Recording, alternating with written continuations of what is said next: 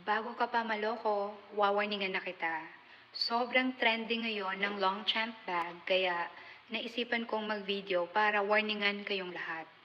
There is one way to know kung talagang original ang Longchamp bag mo, and that is if pwede siyang printahan. Hindi lahat ng Longchamp bag ay mayroong printing na machine.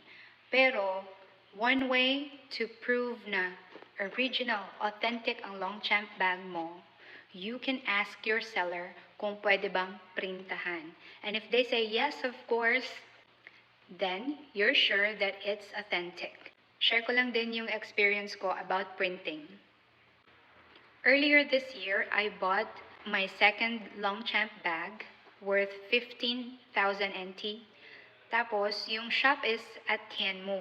So, sabi nila sa akin, wala silang machine doon, but they can help me sa pagpaprint ng gusto kong name. And then, yung staff mismo ng Longchamp pumunta sa Taipei 101 para i-print yung name ko sa bag ko na yon, which I will show you next video.